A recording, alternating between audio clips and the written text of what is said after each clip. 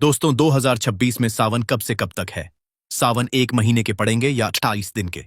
सावन 2026 में कौन से दिन से शुरू होंगे और समाप्ति कब है? आइए जानते हैं।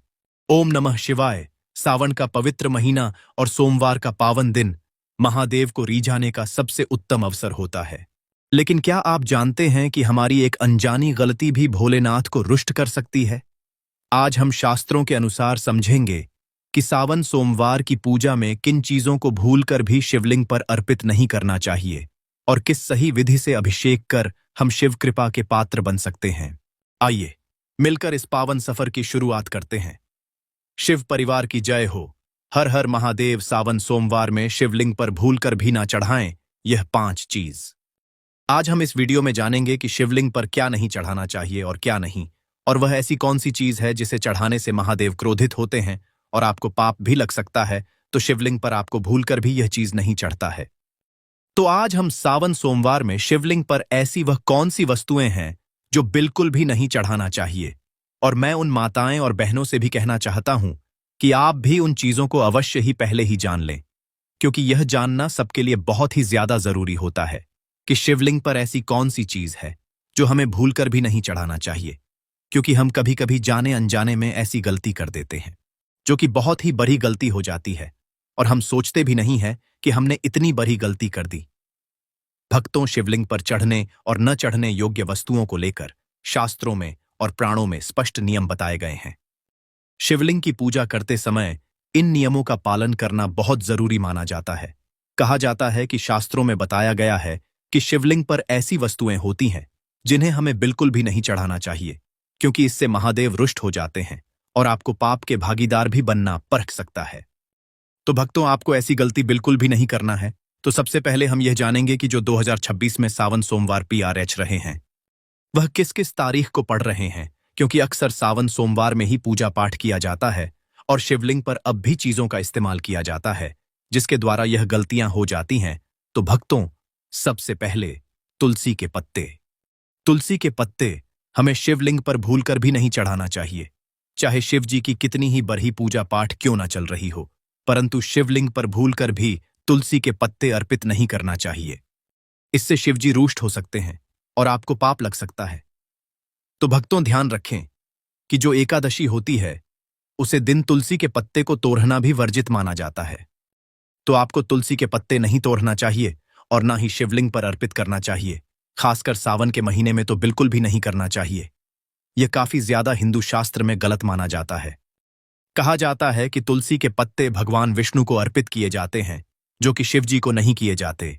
अगर आप विष्णु भगवान जी को तुलसी के पत्ते अर्पित करते हैं तो यह माता लक्ष्मी इससे प्रसन्न होती है। नंबर 2, केतकी के फूल। एक पौराणिक कथा के अनुसार शिवजी ने इस फूल को स्वीकार नहीं किया था। कहा जाता है कि महादेव को केतकी के फूल अर्पित नहीं करना चाहिए, इससे महादेव रुष्ट हो सकते हैं। और हिंदू शास्त्र में बताया गया है कि केतकी के फूल भी शिवजी को नहीं चढ़ाना चाहिए। खासकर सावन के महीने में तो बिल्कुल भी नहीं चढ़ाना चाहिए। भूलकर भी आपको केतकी की फूलों से दूर ही रहना है, क्योंकि के फूल महादेव को बिल्कुल भी पसंद नहीं है। तो आपको केतकी के फूल महादेव को नहीं चढ़ता है। नंबर 3, सिंदूर। यह भी देवी पूजा के लिए होता है। कहा जाता है कि सिंदूर आप भगवान शिव की पत्नी पार्वती को अर्पित कर सकते हैं, परंतु शिव जी को सिंदूर नहीं चढ़ाना चाहिए।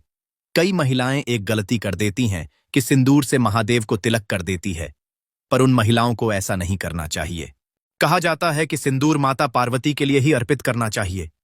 वह सुहाग का प्रतीक है, तो आप माता पार्वती को सिंदूर का दान कर सकती है, परंतु महादेव को सिंदूर नहीं चढ़ाना चाहिए। सिंदूर का शिवलिंग पर चढ़ना निषेध माना गया है। नंबर 4, शंख से जल। शंख से जल भी शिवजी को नहीं चढ़ाना चाहिए। कहा जाता है कि शंख भगवान विष्णु का प्रतीक माना जाता है और शंख से शिवजी को जल भी नहीं चढ़ाना चाहिए। शंख समुद्र से उत्पन्न है और शिवजी ने समुद्र मंथन के समय विष पिया था, इसीलिए इसे वर्जित माना जाता है। कहा जाता है कि अगर कोई शंख से जल चढ़ता है तो उनको ऐसा नहीं करना चाहिए, क्योंकि हमारे हिंदू धर्म में यह कहा गया है कि शंकर जी को शंख से जल नहीं चढ़ाना चाहिए। हमारे हिंदू धर्म में ऐसा कहा गया है कि शंकर और शिव एक ही देवता के नाम है। लेकिन इस प्रश्न का अर्थ यह है, यदि शिवलिंग पर स्वर्ण से भगवान शंकर को जल क्यों नहीं चढ़ाया जाता? या फिर शंकर जी पर क्यों जल नहीं चढ़ाया जाता, तो इसका उत्तर धार्मिक दृष्टि से आपको बता सकते हैं। शिवलिंग भगवान शिव का निराकार रूप है और इस पर भक्तगण जल, दूध, बेलपत्र आदि अर्पित करते हैं। इसका मतलब यह नहीं है कि शिवजी को जल नहीं चढ़ाया जाता, बल्कि शिवलिंग पर जल चढ़ाना ही शिव पर जल चढ़ाना है। स्वयं शिव को जल की आवश्यकता नहीं होती है, इसलिए भी शिवलिंग पर शंख से जल चढ़ाना वर्जित माना गया है। धार्मिक मान्यताओं के अनुसार भगवान शिव निराकारी है, विश्व में ही पूर्ण है। उन्हें किसी की पूजा की आवश्यकता नहीं है, लेकिन भक्तों के प्रेम को स्वीकार करते हैं। इस कारणवश अगर उनकी कृपा पाने के लिए शिवलिंग पर जल चढ़ाते हैं। ज्यादातर मंदिर में जो कि मूर्ति होती है वह शंकर के रूप में जटाधारी, तिलसुरधारी। उन पर जल चढ़ाना सामान्य परंपरा नहीं है, क्योंकि वे प्रभु मूर्ति के रूप में होते हैं और उसी पर जल चढ़ाने से मूर्ति को नुकसान हो सकता है। जबकि शिवलिंग विशेष रूप से जल और अन्य अर्पण सहने के लिए ही बनाई जाती है, तो आप शिवलिंग पर जल चढ़ा सकते हैं, परंतु शंख से आपको नहीं चढ़ता है। नंबर 5, टूटे हुए चावल। महादेव को टूटे हुए चावल भी नहीं चढ़ाना चाहिए। कहा जाता है कि सावन के महीने में टूटे हुए चावल महादेव को अर्पित नहीं करना चाहिए, इससे महादेव रुष्ट हो सकते हैं। तो आप जब भी शिवजी की पूजा करें तो चावलों को एक अलग बिन कर रख लें और शिवजी पर अर्पित करें। खंडित और टूटे हुए चावल अर्पित ना करें। खासकर सोमवार के दिन तो यह आपको बिल्कुल भी नहीं करना है। कटे फटे बेलपत्र भी शिवजी को नहीं चढ़ाना चाहिए। कहा जाता है कि बेलपत्र एकदम स्वच्छ और शुद्ध होना चाहिए। कहीं से भी दोष युक्त बेलपत्र अर्पित नहीं करना चाहिए। और शिवजी को चावल बिना जल में भिगोए हुए सूखे अक्षत सूखे चावल शिवजी को नहीं चढ़ाना चाहिए। नंबर 6, शिवलिंग पर हल्दी भी नहीं चढ़ाना चाहिए। तो चलिए आपको यह भी बता देते हैं कि शिवलिंग पर हल्दी क्यों नहीं चढ़ाई जाती। कहा जाता है कि हमारे हिंदू धर्म में शिवलिंग पर हल्दी इसलिए नहीं चढ़ाई जाती क्योंकि हल्दी में गर्म तहसीर होती है, जबकि महादेव को शीतल चीज पसंद है, यानी कि ठंडी, जो उनको ठंडक दे, जबकि घर हल्दी गर्म चीज होती है। और भी हम जानते हैं कि शिवलिंग पर हल्दी क्यों नहीं चढ़ाई जाती है। कहा जाता है कि भगवान शिव को विराट, तपस्वी और अहंकारी का प्रतीक माना जाता है। वह बैरागी है कि देवता है, और हल्दी को शुद्धता, सौंदर्य और प्रजनन का प्रतीक भी माना जाता है। कहा जाता है कि शिवलिंग में स्वयं वैराग्य और सन्यासी का प्रतिनिधित्व होता है, इसीलिए सौंदर्य और प्रजनन से जुड़ी वस्तुएं जैसे हल्दी, मेहंदी आदि उन्हें अर्पित नहीं की जाती। हल्दी का संबंध परंपरागत रूप से स्त्रियों के विवाह और सौभाग्य से जुड़ा है। कहा जाता है कि भगवान से साध्वी, तपस्वी और निर्गुण ब्रह्म का प्रतिभा में हल्दी का स्वरूप मेल नहीं खाता, इसीलिए भी शिवलिंग पर हल्दी नहीं चढ़ाई जाती। और भी इसका कारण है, जैसे कि गर्म हल्दी गर्म तासीर की होती है और शिवजी को शीतलता पसंद है, इसीलिए शिवलिंग पर दूध, जल, बेलपत्र, भस्म आदि शीतल और साध्विक चीज चढ़ाई जाती है। शिवजी को चंदन भी चढ़ाया जाता है, जो कि ठंडक देता है। कहा जाता है कि शिवजी को चंदन चढ़ाना काफी ज्यादा शुभ और फलकारी माना गया है, जबकि हल्दी शिवजी पर चढ़ना वर्जित मानी गई है।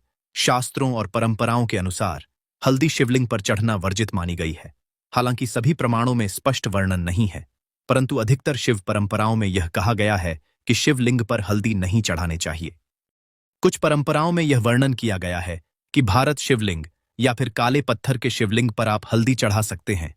भक्तों, यहां पर हमने आपको बताया कि शिवलिंग पर कौन सी चीज है जो नहीं चढ़ाना चाहिए। चलिए अब वह भी जान लेते हैं कि हमें शिवलिंग पर कौन सी चीज है वह चढ़ाना चाहिए।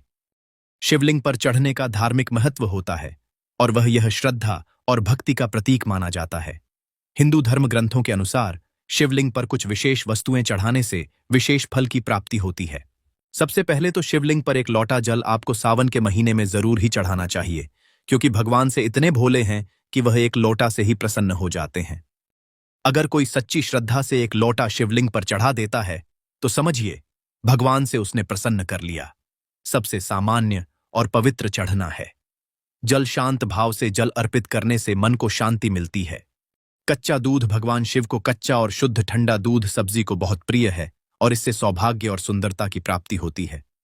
दही शिव जी को ठंडक प्रदान करता है और भक्तों को भी शांति प्रदान करता है। शहद शिवलिंग पर जरूर ही चढ़ाना चाहिए। मिठास जीवन में मिठास भरने के लिए और मनोकामना पूर्ति के लिए शिवलिंग पर शहद अवश्य ही चढ़ाई जाएगी। अग्नि तत्व को शांत करने के लिए होता है, इसलिए शिवलिंग पर की आवश्यक गंगा जल, अत्यंत पवित्र माना जाने वाला गंगा जल, सभी अभिषेकों में विशेष रूप से उपयोगी माना जाता है। तो आप सावन के महीने में थोड़ा सा गंगा जल मिलाकर जल चढ़ा सकते हैं। बेलपत्र शिव जी को सबसे ज्यादा प्रिय है। बेलपत्र चढ़ाना शुभ कार्य माना जाता है। आप पत्तियों वाला बेलपत्र भी चढ़ा सकते हैं अगर आपके पास है। अगर आपके पास 5 पत्ता वाला बेलपत्र नहीं है तो आप 3 पत्ता वाला भी बेलपत्र चढ़ा सकते हैं।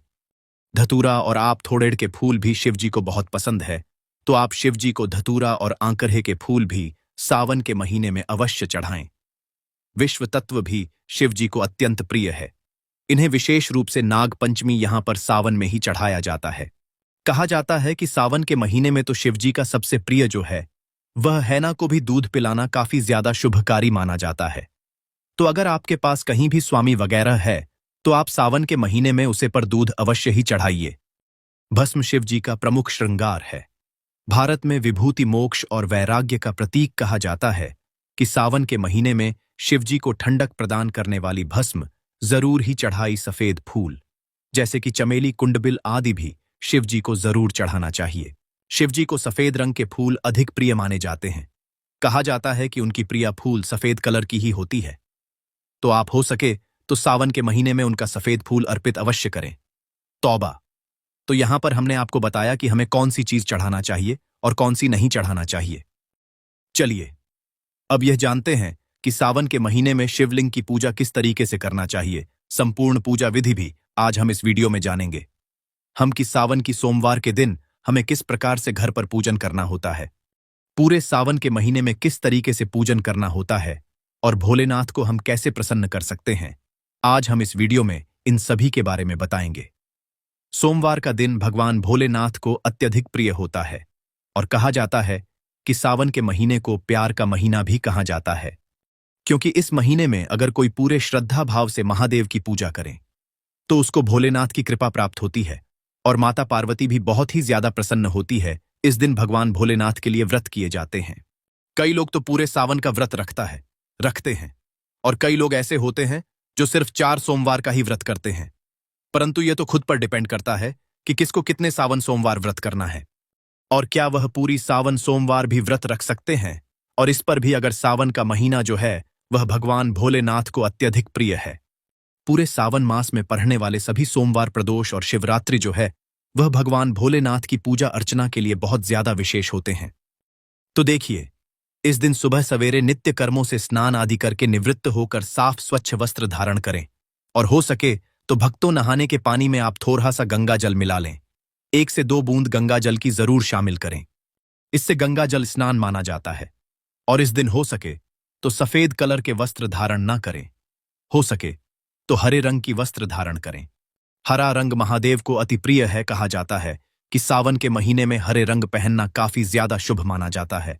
इसके बाद यह किसी भी शिवालय में जाकर शिव जी को अभिषेक करें, उनकी पूजा आराधना करें और शाम के समय आप इस पूजन को कर सकते हैं, क्योंकि शिव जी के सभी प्रकार की पूजा प्रदोष काल में की जाती है।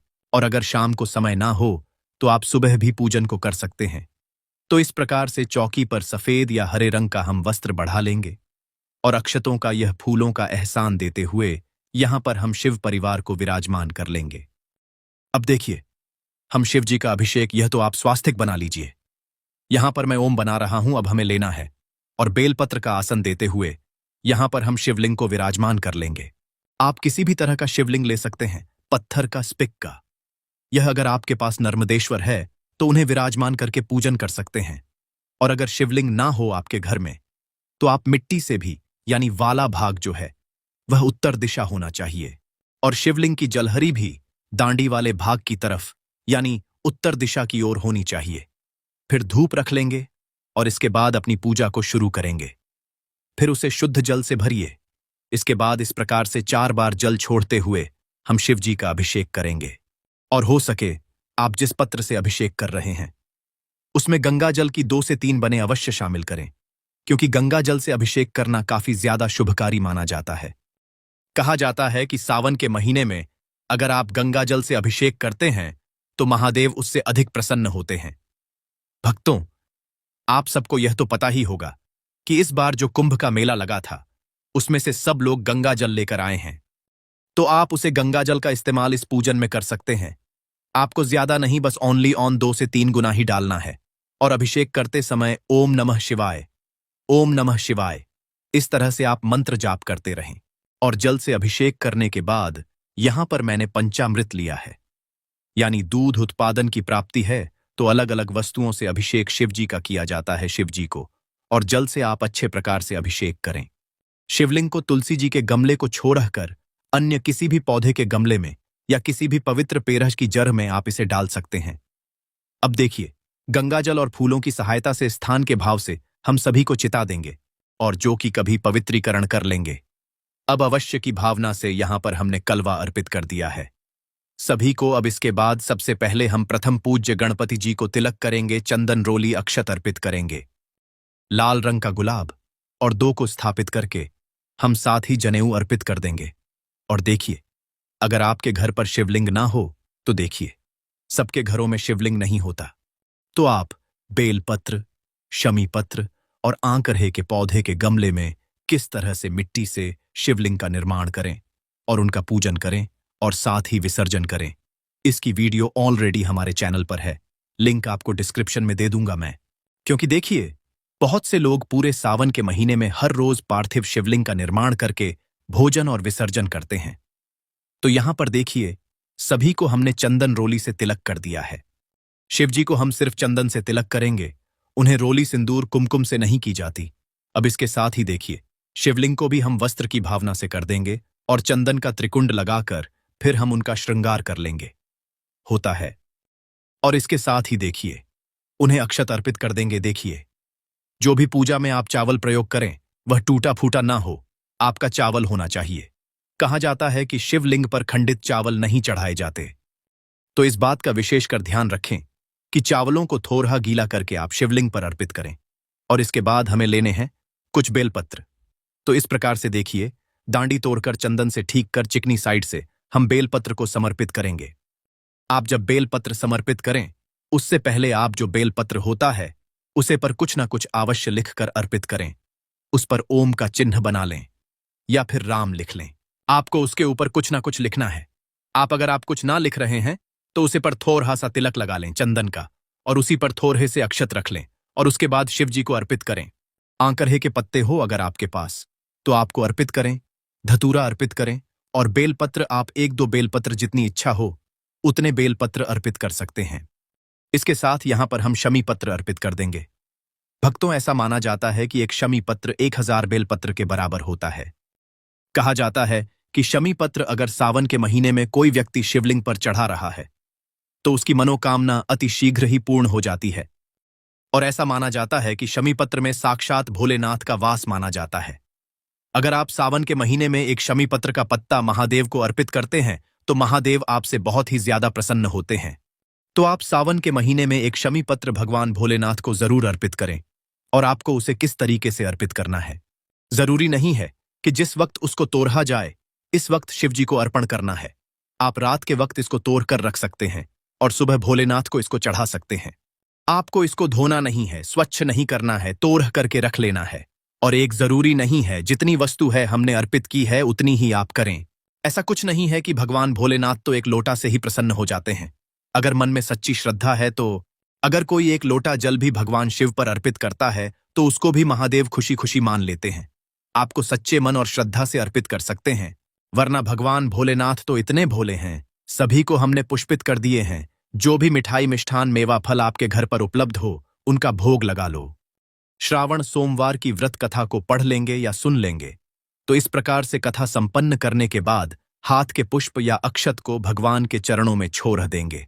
और यह जो जल का लोटा हमने रखा था, तो आप 2 बेलपत्र लें भोग के लिए। और देखिए, जिस तरह से हम भगवान विष्णु के भोग में तुलसी और गणपति जी के भोग में दूर्वा डालते हैं, इस तरह से भगवान भोलेनाथ के भोग में कपूर से आरती करूंगा, क्योंकि भगवान भोलेनाथ को कपूर भी अत्यंत प्रिय होता है। आप चाहे तो नॉर्मल दीपक से भी आरती कर सकते हैं या फिर जो दीपक हमने प्रचलित किया था स्टार्टिंग में, उससे भी आप बड़े ही प्रेम पूर्वक गणपति जी की, भगवान शिव शंकर की, माता पार्वती की, समस्त शिव परिवार की आरती उतार सकते हैं। और आरती करने के बाद अपनी इच्छा और सामर्थ्य के अनुसार आप कुछ दक्षिणा अवश्य निकाल दें। इससे पूजा में रही कमियां संपूर्ण हो जाती हैं और सीधे हाथ में थोड़ा जल लेकर चौकी के आसपास 3 बार फिर जाकर भगवान भोलेनाथ से पूजा में रही कमियों के लिए क्षमा याचना कर लें।